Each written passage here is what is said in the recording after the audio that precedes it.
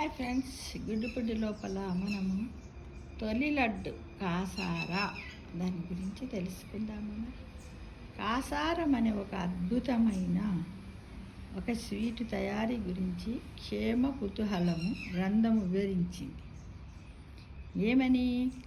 కాసారం అంటే కొలను, చింతలేని సంసారమే సారజలపు కాసారం అని ఆర్యోక్తి. ఏంటిది ఆర్యోక్తి? చింతలేని సంసారమే సారజలపు కాసారము అని ఆర్యోక్తి. కాసారం అంటే ఏమిటి? కాసారం అంటే అలాంటి సారవంతంగా సుఖ సంసారంలా ఉంటుందని, పోషక సారము అని అంతరార్థం. నేపాల్, బీహార్లలో కాసార పేరుతో ఈ వంటకానికి ప్రసిద్ధి ఉందట.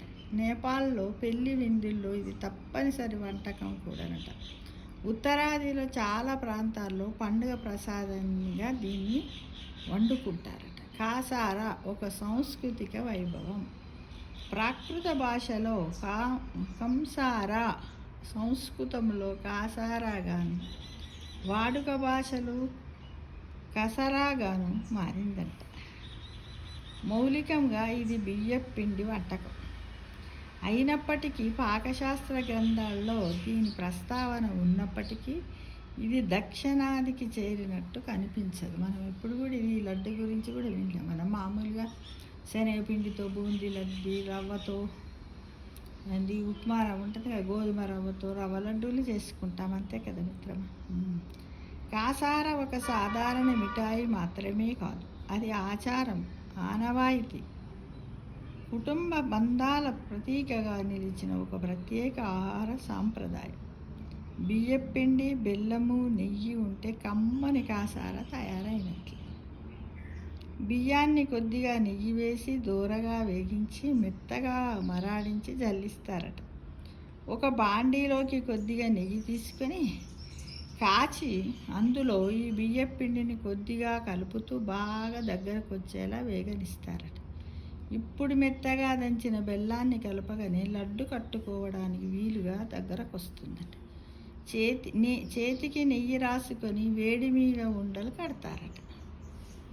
ఇందులో రుచి పరిమళాల కోసము సోంపు, యాలకులు, పచ్చకర్పూరము, జీడిపప్పు లాంటివి ఎవరికి ఇష్టం కొద్ది వారు కలుపుకోవచ్చంట. చిటకడంత పచ్చకర్పూరం కలిపితే అది దేవుడికి నైవేద్యం పెట్టిందని ప్రతిభావన కలుగుతుందట.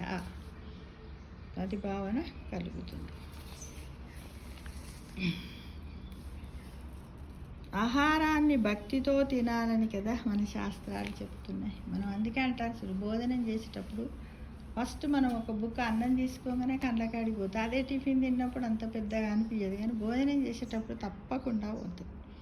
ఎందుకంటే పంట పండించినటువంటి రైతుని, దాన్ని పండించడానికి శక్తినిచ్చినటువంటి పరమాత్మని యాద్ చేసుకొని తినాలని చెప్తారు.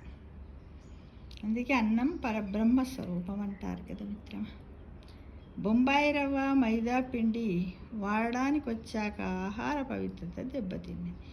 ఈ బియ్యపిండి లడ్డూకు బదులుగా మనం రవ్వ లడ్డూలు చేసుకుంటున్నాం. ఇందాక చెప్పుకున్నాం కదా. నిస్సారమైన ఈ రెండింటిని ఆహార పదార్థాలుగా మార్చి దేవుడికి నైవేద్యం పెడుతుంటే పండితులు కూడా కురుసభలో భీష్మాదుల్లా మౌనం వహించారు. నివేదనకు పనికిరానివిగా మైదా, బొంబాయి రవ్వల్ని ప్రకటించి ఉంటే మన వంటిల్లు ఇవి ఆక్రమించి ఉండేవి కావు. క్షేమ కుతూహలం అనే పాకశాస్త్ర గ్రంథంలో ఈ కాసార స్వీట్ గుణాలను వివరించాడు. కాసారము రుచికరము శ్రేష్టం.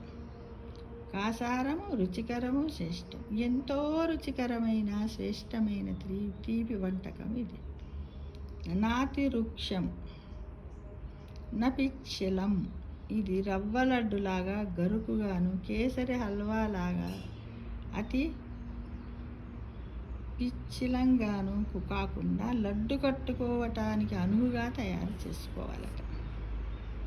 ఉల్లాసము కపిత్తగ్నం, విరుచి రుచికారకం, కడుపులో వికారాలను పోగొడుతుంది, కపాన్ని, పైత్యాన్ని తగ్గిస్తుంది, ఆకలి పుట్టించి రుచిని పెంచే వంటకం. పోతున్న వారికి పుష్టిని, తుష్టిని, సంతృప్తినిస్తుంది.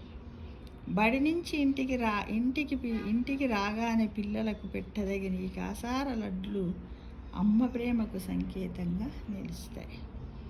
దీని పేరులో ప్రాకృత మూలాలు ఉండటాన్ని బట్టి ఇది చాలా ప్రాచీనమైన వంటకం అని అర్థమవుతుంది. క్షేమశర్మ ఈ వంటకంలో బియ్యపిండికి బదులుగా మినప్పిండి కానీ ఇంకా ఇతర ధాన్యాల మెత్తని పౌడర్లను కానీ ఉపయోగించి తయారు చేసుకోవచ్చు అన్నాడు. కాబట్టి మన సున్ని ఉండలు కూడా ఈ కాసార లడ్డుల్లో ఒక భాగమే. లడ్డూలలో అత్యంత ప్రాచీనమైనది, మౌలికమైనది, ఒక విధంగా తొలి లడ్డు అనదగిన ఈ కాసార లడ్డు అనే తెలుసుకో మిత్రమా. కదా, కాసారం అంటేనే తెలియదు, లడ్డు అంటేనే తెలియదు. అంటే ఇలా చేసేదనమాట. మనం తింటాము కానీ అంత తెలియదు. వినాయక చవితి అప్పుడు కూడా పాయసం చేసుకొని తింటాం కదా మిత్రమా. ఇది అన్నమాట, అంతేగా. Thank you for watching. ఆరోగ్యమే మహాభాగ్యం అంటూ అన్నీ తెలుసుకుని అన్నిటినీ మితంగా రుచికరంగా చేసుకుంటూ అతిగా తినకుండా ఆరోగ్యాన్ని కాపాడుకో మిత్రమా.